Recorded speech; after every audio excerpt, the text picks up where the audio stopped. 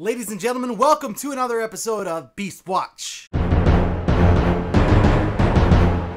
If you're not familiar with the show, what I like to do here is give a little bit of a review and give you my impressions of the latest and greatest in our favorite shows. I will be discussing these episodes in full detail, so spoiler warning. If you haven't seen the episode of your favorite show, maybe you want to go watch that episode and then come on back here and check out this episode of Beast Watch. You have been warned. With all that behind us, let's dive into talking about the mid-season premiere of Arrow, Season 3, Episode 10, titled Left Behind. So if you've been following up with Arrow, you know that our favorite hero of Star City is dead. Ra's al Ghul impaled him with his sword. He's dead. It was not a joke. He was stabbed through the stomach, he bled out, he was frozen, dead on a mountain somewhere. So with Arrow gone, Diggle, Felicity, and Arsenal are still taking to the streets, trying to keep the lights on, still fighting crime and doing the best they can, trying to buy time, so to speak, until their old pal comes back to save the day. We do see a couple of really cool things in this episode, including Ray Palmer working on some kind of piece of tech, some kind of suit. Felicity makes mention of this. She says she doesn't want him to kill himself, going out to be a vigilante. Now, if you've been keeping up with the news lately, we know that there are talks for a spin-off show revolving around the Atom, another DC hero. Man, Brandon Routh is really crushing it with this role. He's really delivering some really cool stuff. There's a particular scene in this episode of Arrow between him and Felicity where they talk about his ex-fiance who died and what she would have wanted, and Felicity tries to kind of talk Ray Palmer out of this whole venture because he's trying to work on his tech, he's trying to work on his suit, and he wants her to help him, but she's not so keen on it since Arrow has gone missing and he still hasn't come home, and now everyone's kind of fearing the worst. But anyway, there's a lot of drama in this one scene, and man, Brandon Routh really kills it.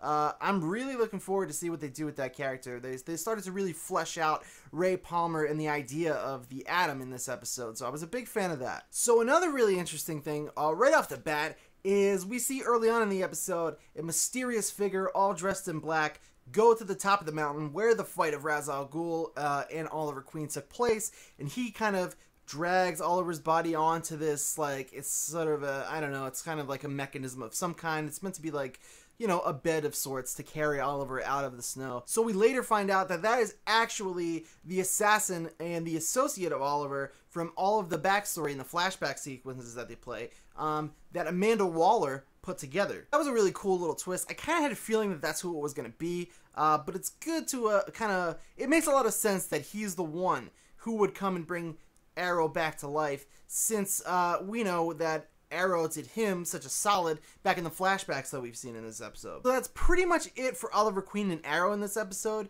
His presence is still, you know, supposed to be unaware of. He is still dead as of this point, but they do want to let you know that something's going on with him. And if many fans of DC Comics know, there is a way for him to come back, which we will get to in just a little bit. Another new little something that happens in this episode is the reveal of Vinnie Jones playing Danny Brickwell, aka Brick, a well-known Arrow villain and adversary from the comic books. You might know Vinnie Jones as Juggernaut from X-Men The Last Stand. He's all over the place. He's one of those guys, you just see him and everything popping up. You know what, I usually really can't stand Vinnie Jones. I just feel like he's so over the top, especially after X-Men The Last Stand. I'm the Juggernaut, bitch! Like, it was just too much, dude. You gotta tone it down. I see what you're doing. We all saw what you're going for. Pull it back a little bit.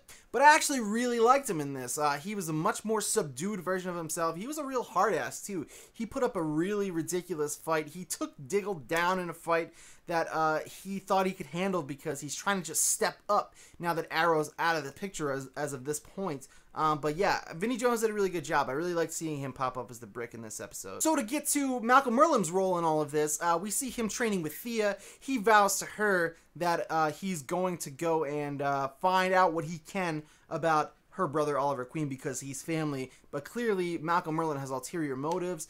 We know that he's been having his own problems with the League of Assassins, and that's why Arrow went to go and fight Ra's al Ghul. Really, he was kind of his hand was kind of forced into it because of Malcolm Merlyn. So Malcolm Merlyn's true motives in all of this really come to light here when he goes and visits Arrow's hideout. He's talking to Felicity and Diggle. They don't know what he wants. They don't know why he's there, but he breaks in just to talk, actually. And he does inform them that the Demon's Head does not take any prisoners. The Demon's Head, of course, being Ra's al Ghul, and he informs them that he's dead, and they don't believe him.